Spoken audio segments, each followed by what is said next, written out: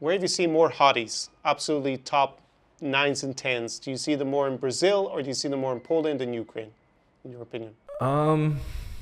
That's tough. I would say like in both places, it was, I would say in all three places between Poland, Ukraine, and Brazil, far more hot girls than I've seen anywhere else.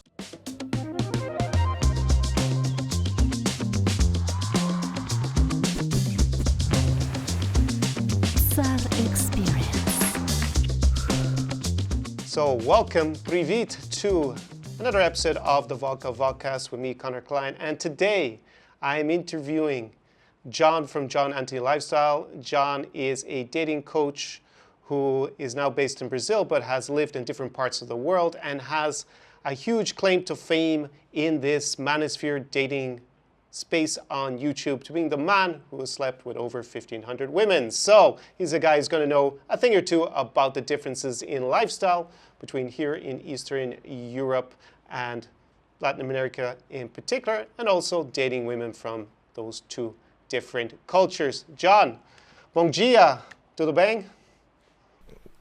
Thanks for having me. Yeah, so I lived in Poland and Warsaw for about a year and a half, and I lived in Kiev, Ukraine, just for 3 short months, but I got a pretty good experience over there, right? Because I'm pretty immersed in the dating stuff when I'm in these places. And I visited a bunch of others, but now I've been in Brazil since February 2020, so I've been here about 3.5 years. Wow, so already 3.5 years in Brazil. So you spent some time in Poland. It was just in Warsaw, and then in Kiev, the capital of Ukraine, right? Yeah, just in Warsaw. I originally was invited to speak at the Sopot Summit, which is like a convention in the manosphere area that RST used to run, and it was kind of taken over by some Polish guys. And so I went to speak at the Sopot Summit. I had a guy that wanted me to train him for a month before the actual conference, and then I ended up building a rotation, and I really liked it there, so I stayed. And what's interesting with Brazil, I just hit 500 new girls since I arrived in Brazil, because I arrived here, I track all the stats, as you know. So I arrived February 7th, 2020 at 1,179 girls, and I just hit, a couple days ago, I hit 1,679. So in about 3.5 years, I banged about 500 girls in Brazil. Okay, wow. There are phenomenal statistics. Can you explain what you mean by rotation exactly?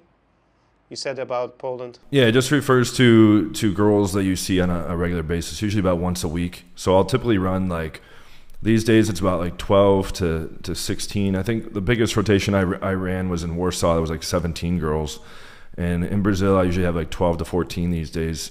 Because I have as you know, I have a one-way open marriage with a Brazilian girl.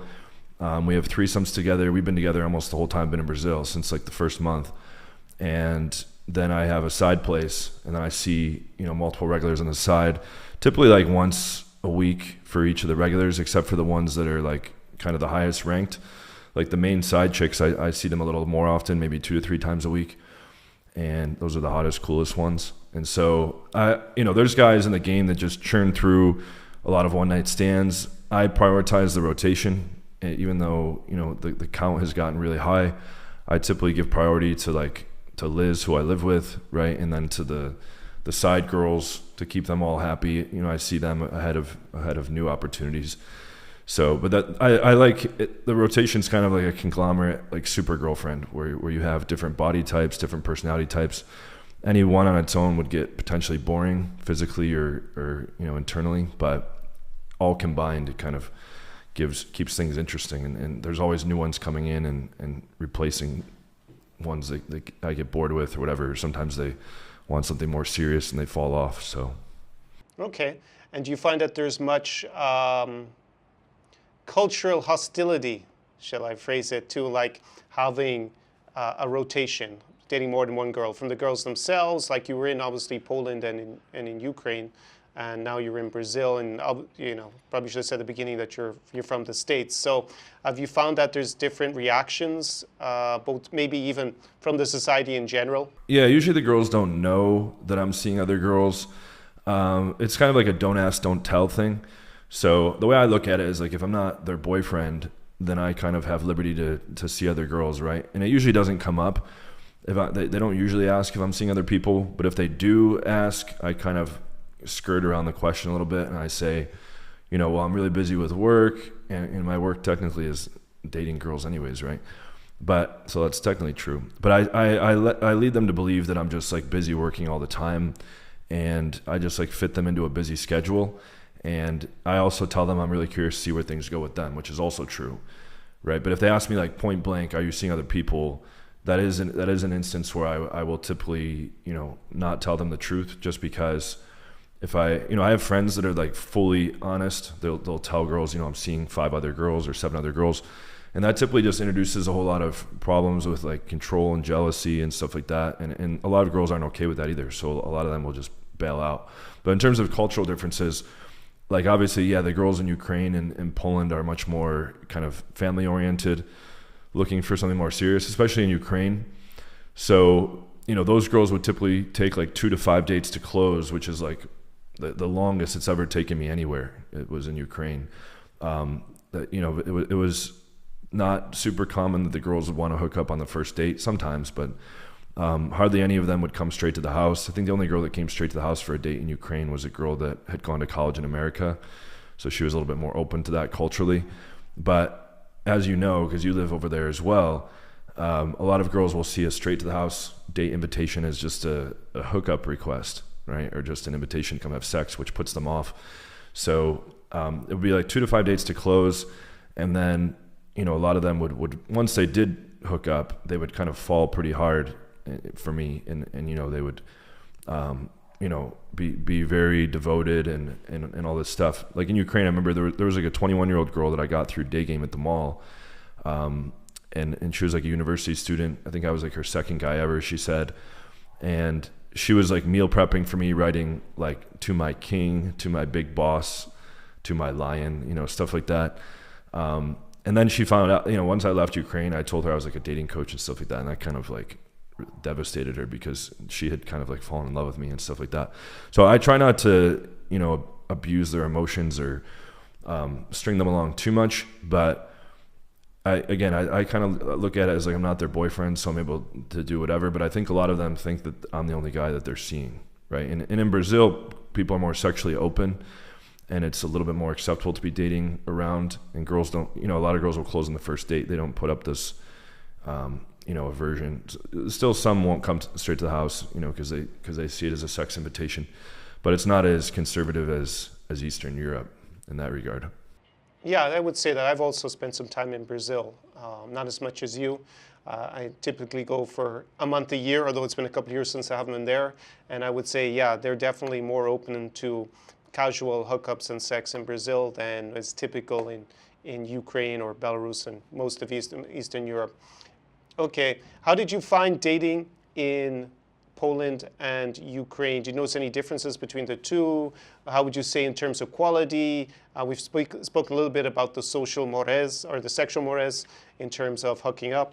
Yeah, so as I said, like most girls would require like a public date first in Poland and Ukraine. And then beyond that, I found like in Ukraine, a lot of girls would push back on like places I would suggest. So I would say like, hey, let's go to this place. And very often they would say like, no, I prefer this other place. And of course, like from a game strategy perspective, I'm looking at the places that give me the best advantages to facilitate a hookup, like the closest to my house. And they're thinking about like, which places would they just like to go to enjoy? So they often would push back against the place I would suggest, and they would suggest a place that was like far away or, logistically unfavorable. And so that was surprising. And they would also, they also really were concerned about like punctuality. Like I remember in Ukraine, I think I was like late for a date by like 10 minutes and the girl left because I was 10 minutes late.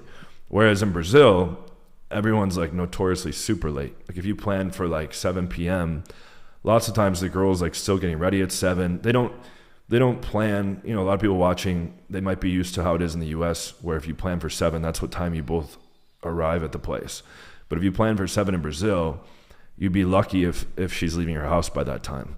But it's never that they arrive by that time, right? So that was like something I had to get used to and adjust for. So, and some of them will delay even like 1, 2, 3 hours. So that you have to like kind of take that into account when you plan dates. But I really like the fact that girls will come straight to the house. in Brazil, just like they will in the US for the first date, because I don't really want to devote time to go do the coffee or drinks, especially since I live with Liz in the one-way open marriage now, right? I'm trying to minimize the extra superfluous things. So it's better for me if from a time perspective, if I can just have the girl come straight to the house, get into the hookup within like 15-20 minutes, and then tell her I have to work after or something like that, versus going and doing an hour and a half date in public. But yeah, I think those are the major differences. And girls are also a little more put off sometimes when I would sexualize the conversation in Ukraine, especially, right? They're a little more conservative in that regard, where in Brazil, they're more sexually open. So they're typically more receptive to that. And a lot more girls are like bisexual and open to, all kinds of different sexual things. Whereas in Ukraine, the girls were a bit more closed off. And I even had scenarios that were really shocking, like girls not being ready to kiss by a fourth date in public, which I'd never encountered anywhere in the world, and I lived all around. Yeah, I would say that's not unusual in Ukraine. That in terms of number of public dates that you would do before maybe you would make out even. That said, there's no shortage of one-night stands or dating a girl very quickly, hooking up very quickly as well. I think it's just there's a wider spectrum of what's socially, there's less social expectation occurred. Yeah, I just had one question about when you said these girls in Ukraine were suggesting a different restaurant or cafe or meeting place, and they would suggest a different one to your proposal. What did you do? Did you insist on your place, or did you accommodate their request to change location? Yeah, I would still try to bring them to my area, but sometimes they would like hard insist, and so sometimes I would let it go if it didn't really affect the logistics in like a deal breaker way, and I would just meet at their place sometimes just to keep the peace, because I saw like some girls were like really adamant on meeting at the place they wanted to meet at. But another big difference in Ukraine is that like sometimes the girls would just like straight out ask me to buy them stuff, right? Where like I remember there was one date I had where the girl was like, oh, I really wish I had like a vape pen. And I was like, oh, you don't have one? She's like, no, I really want a vape. And she's like, but I don't have one. And I was like, oh, you should get one. And then after we had like our drink or coffee or whatever, she like led me to a stand where they were selling them, and she was like, oh, I want that one, like get it for me, right? Or I had other times where I would like meet a girl, we'd meet at like the mall to go to a coffee spot, and she would take me to like a high-end chocolates stand and be like, I want these, like get these for me, at the very beginning of the date before we had even gotten to know each other. So that, that didn't happen with every girl, but that kind of just like blatant asking for stuff kind of threw me off. Whereas in Brazil, sometimes girls have asked me for stuff like once they're like on rotation, they're like, hey, can you get my gym membership or things like that? And I usually respond like, hey, that's rude to ask for that stuff in my culture. And then sometimes they get like pissy and they're like, oh, well, you're like doing really well for yourself. You're a foreigner and it's hard for us here and stuff like that. So I guess in both places, like girls expect, help sometimes and aren't afraid to just blatantly ask, which is, culturally different than like the US and stuff like that. Yeah, I think in Ukraine in particular, I'm not sure how you're meeting the girls, whether it was meeting them by going out clubbing or on Tinder, or you met them during the daytime. But there is a tendency, at least if we go before 2022, in the Russo-Ukrainian war, that a lot of scammer girls, they would try to target foreigners, and not only foreigners, they also occasionally target Ukrainian guys, and they would just basically have a deal with the restaurant, trying, for kickbacks. So that's why a lot of them would insist on that particular restaurant. Or they would do, like you said, they would do the shopping scam, right? So they would then bring you shopping afterwards and probably try to seed the idea, oh, I don't have a vape, blah, blah, and then afterwards they would try and get you to buy it. So yeah, that typically is something that typically you would see in Ukraine in particular. Yeah. And what's interesting is like, I talked to some of my friends that had lived in Ukraine for a while, and maybe you have some good insight into this as well, but they said like over time, that kind of behavior has increased because of the fact that a lot of people have flocked there as sex tourists. And so there's like more attention for the girls on Instagram. There's more guys there like offering girls either money or gifts. And so it's become more of an expectation overall in certain circles of girls, just because there's guys that are, I don't know if you want to call it like simping over them or whatever, but there's like more guys coming there that are willing to like help them. So it's becoming more of a expected thing over time. Like the locals were telling me it wasn't like that like 10 years prior and stuff like that. I was living there in 2017, so I'm not sure how it's changed since then, but I found that interesting, is that it seemed to be like a thing that wasn't the case before, that was happening more often as time went on. Yeah, I think definitely in terms of targeting foreigners, it's already existent in the local culture that men are the main breadwinners, they provide. So I think you always had a little bit of that, especially with super wealthy men. They would just have mistresses, and they would like buy them lots of stuff, sometimes like cars, apartments, or at least have them living in the apartment. So this kind of setup, I think, for a lot of pretty girls was normalized in parts of Eastern Europe.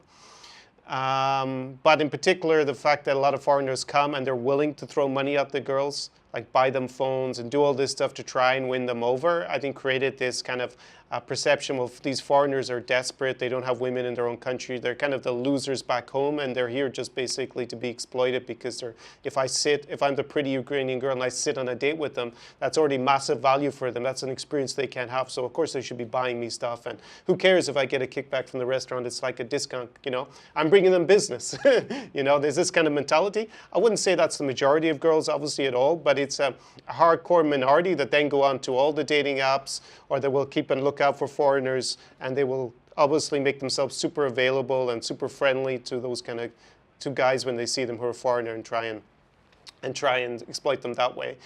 I always used to joke that the best defense, scammer defense, is to speak the local language, so Ukrainian or Russian.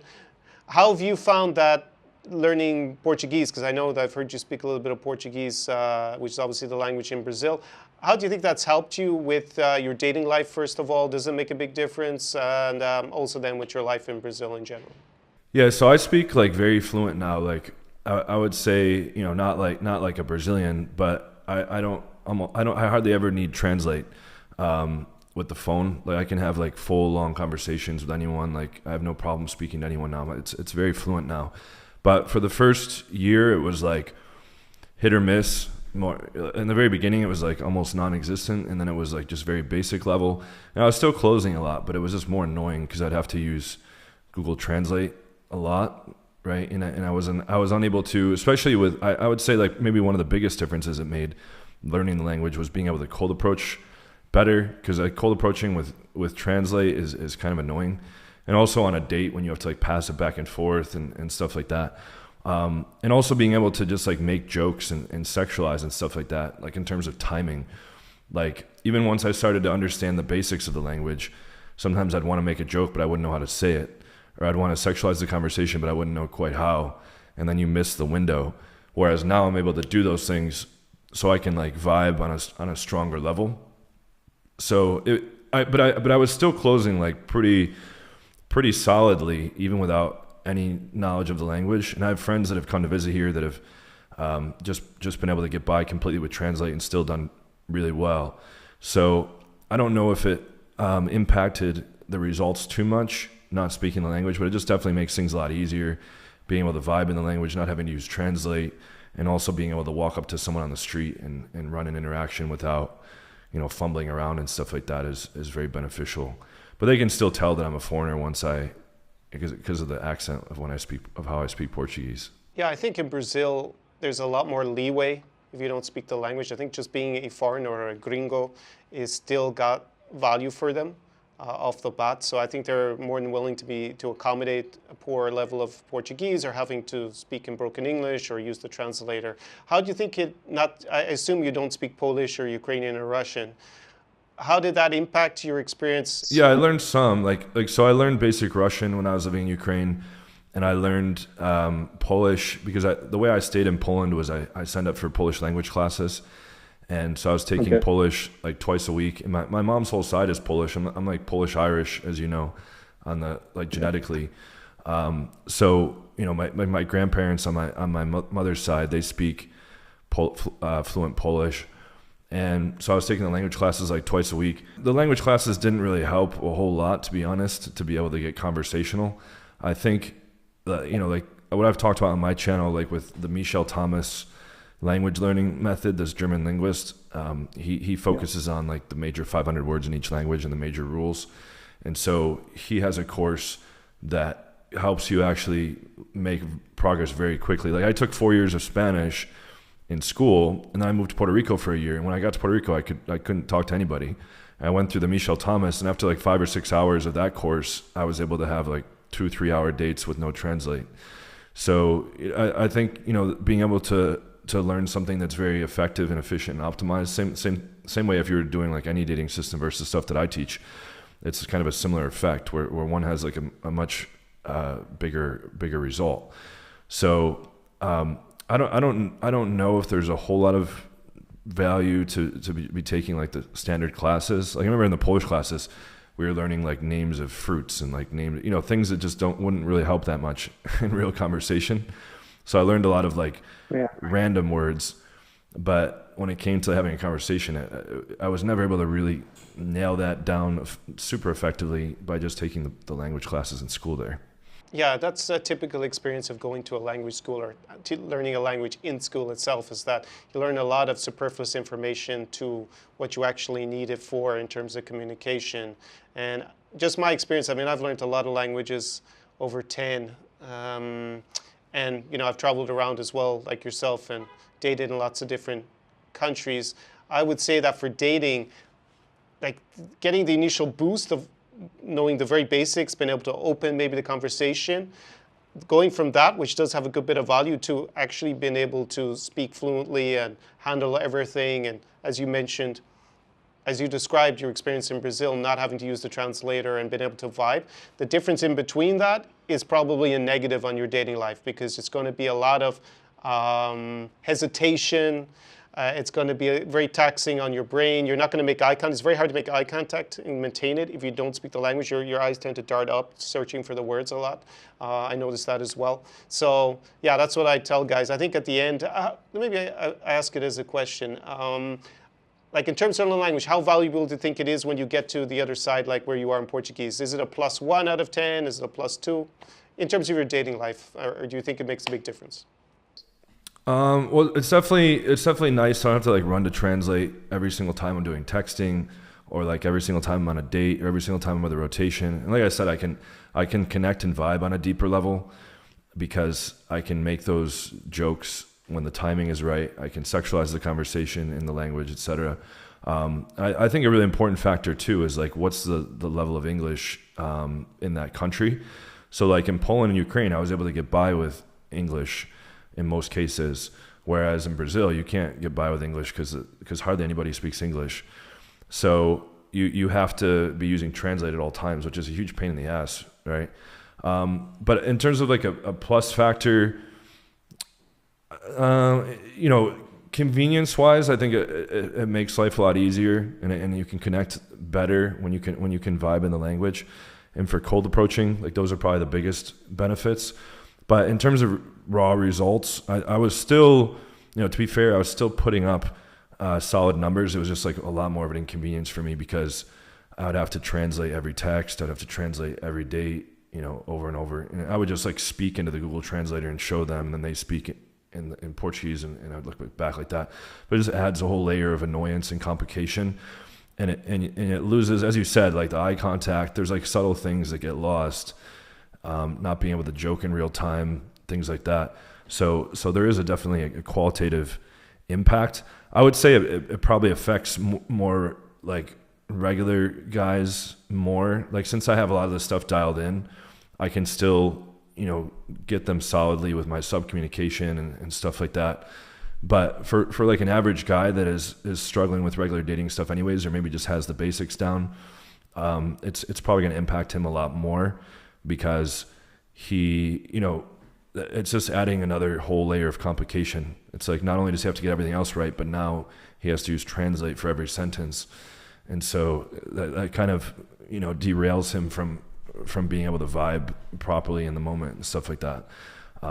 Whereas I still have a lot of the stuff on autopilot. So just that little inconvenience, I was still able to get by pretty well. But it definitely is annoying, right? If you can't speak to anybody, even in public when you need directions or need to interact with anybody about anything, having to go to the Translate app every time is just difficult, you know. So I would definitely recommend everybody learn the language. And that Michel Thomas course is really good, right? If you're going to be in a foreign country, to quickly get conversational. Excellent. Yeah, I did a review of the Michel Thomas program somewhere on my channel. I'll link it up above on a card. A guy once reached out to me who had worked with Michel Thomas, and we had some conversations off class. But anyways, that's maybe a topic for another video at some stage. But it was kind of interesting. He reached out to me on the internet. He had actually worked with him and developed some of the programs with him. He'd known him in New York. So he wanted to talk to someone. He's also, Michel Thomas passed away. I think he was over 90. So this guy's also post-retirement, so he also wanted to reach out to younger people. So he actually contacted me, had some cool conversations about, you know, his life and the whole method and how it came about. But definitely it's one that I recommend for beginning, and I've used it for several languages also. Less for Portuguese, but yeah, for Russian I used it, and also for Polish. Since now I have some business in Poland with this war, I'm going pretty regularly. What would you say are the good points and maybe not so good points about life in Brazil? Because also my channel deal with it's basically for guys who want to spend a good amount of time in each region. I mean, I focus on Eastern Europe, but the idea is 3 to 12 months. And maybe contrast that with your experience in Poland and Ukraine, what you liked about it and what you didn't like so much. Yeah, so Brazil, you know, it depends on where you are in terms of like the safety level, but a lot of Brazil is dangerous. The area where I'm in São Paulo, like the official statistic is there's like 96 neighborhoods in São Paulo, and 33 of them are safer than the US. And the safest one, which is called Jardins, that's safer than Germany. So you can kind of like stay in the safe areas and shield yourself from most of the exposure. And I used to live in Florianopolis, and that's like one of the safest areas in all of Brazil, and it feels like first world. So, you know, I've never had any incidents there. In all my time in 3.5 years in Brazil, I've only had one incident where someone took my phone on the street during Carnival in São Paulo in this past February. And that's like a known thing that happens. And I was just looking at like a license plate for an Uber, and a guy came by on a bike and just grabbed it out of my hand. But yeah, that's one factor. Like I definitely felt a lot more safe in Poland and Ukraine overall. And then I guess you just mean like the overall general differences? Yeah, as a place to live, at least part of the year. Yeah, I mean, in terms of like the physical characteristics of the women, I would say out of all my travels, like the girls in Poland had like the biggest natural breasts, right? So there was a lot of girls with just like huge natural boobs, and I think that's because they don't put a lot of shit in the food that they do, like in the U.S. and a lot of Western nations. And I think a lot of the girls aren't on birth control either, so there's not a lot of like, you know, dysregulation of their hormones. And Ukraine had a lot of the, you know, more taller, slender, model-looking types. And then Brazil, you know, they're pretty curvy. But in South Brazil, like where I've spent my time, I haven't explored the rest of Brazil yet, just been South Brazil. Lots of people are white, right? Contrary to the stereotype of Brazil that, you know, most people have darker skin. A lot of people are actually white and have like European influence mixed with really solid Brazilian genetics. So you have a lot of like really nice bodies. I ran into a lot of girls who are like, you know, 9'5" or 10 body, and some of them don't even work out. It's just really, really good genetics. And then that you mix that with like a nice European face, and so you kind of have like the best of both worlds. So, and that's more my type. I prefer Latina girls. The girls in Poland and Ukraine were super hot as well. But if I had to choose, like I'm more into like a really good ass, if I like out of all things considered physically in a girl, and that's more common in Brazil, right? And also in Colombia, but I think Colombia is far too dangerous with all the problems with scopolamine they have there. People overdosing on scopolamine and all these elaborate schemes to rob people and stuff like that. And there's just a lot more rampant violence and stuff like that. But yeah, other differences, I would say, you know, the quality of life was pretty good in both places. You know, people might see these areas as third world, but I think all three, Kiev, Warsaw, and Florianopolis and São Paulo, like they all felt first world to me. It didn't really feel like there were too many niceties given up. I guess the biggest difference is like they don't really use dryers, as you know, right, for drying clothes. A lot of people are hanging clothes, and dishwashers aren't that common. And then I guess like central air conditioning and central heating isn't that common either. So you have like the window units. And in Brazil, it's kind of a random thing to note, but they don't have like proper septic systems. So everyone like throws away their dirty toilet paper in the trash instead of flushing it down the toilet, which, it's kind of gross and throws me off. I always tease the Brazilian girl that I married about that because they grew up with that, so they're accustomed to it. It doesn't seem weird to them. But if you went your whole life without, flushing dirty toilet paper down the toilet and then you're suddenly putting it in the trash, right? But they change their trash often and stuff like that. And I guess there's like a way to fold the paper properly where I still haven't learned that, but where it's not like showing, the actual shit on the paper. But I would say, other than that, your money goes a long way, right? If you're earning in Western currency, it's like my company's based in the U.S. and then, people earn a lot less in Ukraine and Poland and in Brazil. So your money goes a lot further. Everything seems a lot cheaper, right? Whether it be an Uber ride or even rent, the money is going to go a lot further. But I would say the biggest difference is what we were alluding to before with the level of openness to sexual type things. Like in Brazil, a lot of the girls are bi, they're very sexually open, they're not really sexually ashamed. You don't really run into many prude girls. I mean, sometimes, but not as much as in Ukraine and Poland, I would say. I would, that put me off, especially after, being in nations like the US and Brazil and stuff where they'll come straight to the house. It put me off in Ukraine that I would always have to do these public dates. And then oftentimes, as you know, like after the drinks or coffee, they want to go for a walk or they want to go to another public date venue and they want to have like these marathon dates in public. And when you're putting a lot of girls through the system, so to speak, and dating a higher level of volume, instead of going on a bunch of first dates in a day or a week, I would see like, okay, there's a third date with this girl, there's a fifth date with this girl, still hasn't closed. And so it kind of like extended the dating process out a lot longer. But once a girl would close in Poland, I noticed they would fall for me like super hard and be like really locked in, as opposed to other places where that wasn't as much the case. I feel like they really like fall hard for the guy once they actually do, hook up sexually. And a lot of the girls were looking to just start families and stuff like that as well. Like in Ukraine, I think a lot of them were looking for something more serious. And one other thing that I found interesting is a lot of the girls don't like the locals, like in terms of a lot of the like Polish girls that I met didn't like Polish guys. A lot of Ukrainian girls I met didn't like Ukrainian guys. So being a foreigner really is like a big advantage in those places because the vast majority of the guys are Polish in Poland or Ukrainian in Ukraine, and they prefer a foreigner. And it's the same in Brazil. I don't think as much as Eastern Europe from my general sense of it, but it still gives you an advantage being a foreigner, just because it's like like a shiny object to them. It's like something different. Like a bunch of the girls I meet in Brazil like haven't met an American in real life.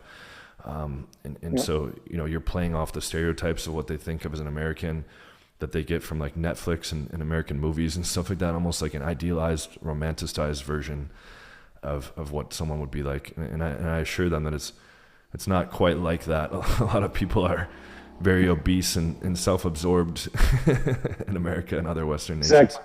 I'd say that that kind of romantic idea of America exists a small bit in Ukraine and Poland today. I don't think it's like what it would have been the first time I went over 10 years ago.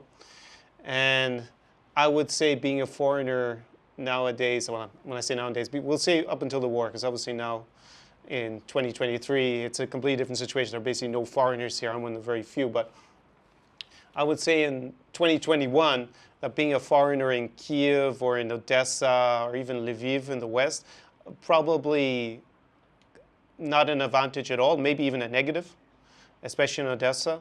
I think if you're in this, I think if you're in a smaller town or a town that's less visited by tourists, like Dnipro or in Kharkiv, yes, it would be an advantage. But being here as a tourist, like, or a guy who doesn't speak the local language as a foreigner, no, they have so many of them. They have kind of a negative perception of a lot of the guys who were coming, as you said, with this either sex tourism or they were you have to get out of the sex tourist box, or that you're just a loser back home with no options, that you're a wife hunter was also the other stereotype here. I think the wife hunter is also probably a bigger stereotype, even because there were a lot of Ukrainian entrepreneurs scamming the hell out of these foreigners in general. That whole industry, mainly a scam. There were some legitimate boutique niche matchmakers, but in general, it's just a huge money-making scam in general. So I don't think that's really the case. Maybe now, if you show up, it's going to be a bit better because there are no foreigners and the country's at war. And the US and the European Union countries and Canada are all supporting Ukraine. So obviously that perception is going to be pretty good at the moment. Poland also the same, just a lot of tourism, I think, in general. And Poles have been EU citizens for a long time now. It's almost 20 years. And my experience recently been in Poland is like, not speaking Polish is a bit of an issue. A lot of places don't want tourists. The bouncers are not going to let you in if you show up as a foreign guy speaking English. They're just going to say, no, you're not on the guest list, go by. They just have this policy. Also in Riga, the best club. Well, yeah, it's discrimination, but it's legal discrimination. They're just not going to say, hey, I mean, if you speak some of the language and you look like you hang out with the locals, that's fine. It's not like they say no black people or no Americans or something like that, right? If you're a black dude and you speak some Polish and you obviously live there, it's not an issue to go into these places. Same in Riga, the best club. Like, I was considered a local because I can speak Russian and about half the city speaks Russian. But the bouncers, I chatted them after the club and they said, we do not let any tourists in at all. You guys are different, you're local. And I was like, yeah, I arrived 2 days ago, but because I already speak Russian, they consider me a bit different. So I think that's changed, and maybe even 5-6 years ago you got more of the foreigner factor. Just a quick comment about, yeah, they used to have the same thing with the toilet paper here in Ukraine, that you didn't put it into the toilet bowl, but I've seen that kind of disappear in the last few years, so now it's kind of the same as it is everywhere else in the West. But yeah, the other question I really want to ask you is about your decision to get married, number one. And as I alluded to, and I think you kind of touched on it, a lot of the Polish and Ukrainian girls were looking for more a serious relationship if they hooked up with the guy, than opposed to Brazil, where it's a lot more sexually liberal and girls, are more promiscuous. It's a more promiscuous culture. Why did you decide in the first place to get married at all? I mean, you could just have a main girlfriend, presumably. And second of all, why marry a Latin American, a Brazilian, as opposed to an Eastern European, since that's more I would say the myth about the marriage-minded, the traditional Ukrainian wife or Polish wife. Yeah, so, wanting to remain in Brazil was a big factor. I set up my life here. I had a big rotation here. I got accustomed to living here, got used to the abundance of pretty girls here and stuff like that. And I just decided that I want to be here long term. And me and Liz got really serious as well. We got 3 dogs together and we live together and stuff like that. And so, and she's okay she accepts my lifestyle, teaching guys dating and also seeing girls on the side. And so we decided, just to take it to the next level. And we didn't have like a ceremony or anything like that. It was just like a procedure done in the courts. And then now, since we've been married for over a year legally, now I have like lifetime residence in Brazil. Like, even if we were to get divorced, the way it works is if you're married to a Brazilian person for at least a year, then you're grandfathered in for lifetime residence, even if you guys separate. So, that's pretty cool, because this is my favorite place that I've been from all my travels. And so I plan on being here long term, and I speak the language fluently now. But I didn't tell my audience right away, because I didn't want people to get the wrong idea, because it's not a traditional marriage by any sense. It's almost like I'm a single bachelor living the player life still. I'm like technically legally married, but for all intents and purposes, I'm acting like a single guy. So that's why I didn't really like go into it on my channel. I've announced it since. I mean, actually, when I was in like a war with a different guy, he kind of like made it public. And so, now I just openly explained to everybody that's just a one-way open marriage. But I'm still able to do all the things I was doing when I was single as well. I just keep it kind of separate. I have a second place, and I see the side girls in the second place. But the girl that I'm married to knows about all that, and she's cool with it. Okay. Do you think, so basically one of the big perks is permanent residency. That's also the same here in Ukraine if you get married to a Ukrainian. Do you think one-way open marriage will be possible in Ukraine or Poland? That very, very unlikely. I think since the girls are a lot more conservative and traditional, getting a girl on board to do something like that, I would say would be incredibly unlikely. I think even other girls being okay with the guy casually seeing other girls on the side would be a deal breaker for most girls, from my experience over there. And again, I think in any nation, anywhere, it's tough to pull that off. It wasn't easy by any means. And Liz originally, I think still does deep down, like she would just prefer to be with me monogamously, one-on-one, instead of having to share me with other girls and having to split my time and attention with other girls. And it often detracts from stuff that I have with Liz, because she'll want to spend time with me, but I have to go out and see other girls. Or when I'm with her, she wants me to be present, and I'm sometimes distracted by Tinder messages or text messages or whatever. So there was a lot of growing pains and a lot of various fights and stuff like that over time. So you already explained about the difference in the marriage. Where have you seen more hotties? Absolutely top 9s and 10s. Do you see them more in Brazil, or do you see them more in Poland and Ukraine, in your opinion? That's tough. I would say, like, in both places, it was. I would say in all three places, between Poland, Ukraine, and Brazil, far more hot girls than I've seen anywhere else.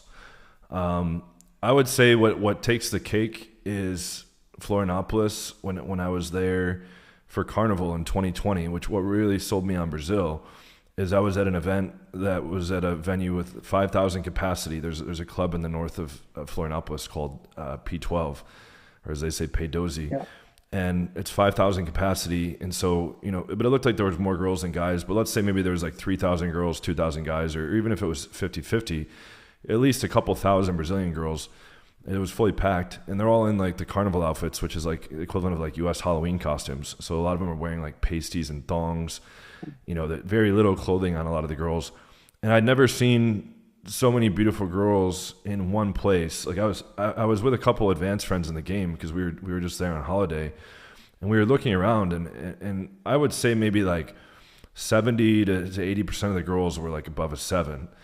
And I'd never seen that anywhere else. And I would say even like above an 8 was like a pretty good percentage of them too. And then out of the remaining 30%, like hardly anybody was like ugly. And I had just never seen anything like that. I got like 14 different makeouts there, and ended up leaving with a really hot one. But just seeing like the sheer level of like extremely hot girls in one place kind of blew me away. And I decided that I was gonna stay there long term. But there's also a great deal. That was just one particular event there, right? But there's also a great deal of hot girls in Ukraine and Poland as well. As you know, they just look different, right? So it depends on what guys like the large naturals for the breasts. That was Poland for sure. The tall model-looking girls was Ukraine, and then more of like the curves and if guys are like an ass man, I would say that's more Brazil.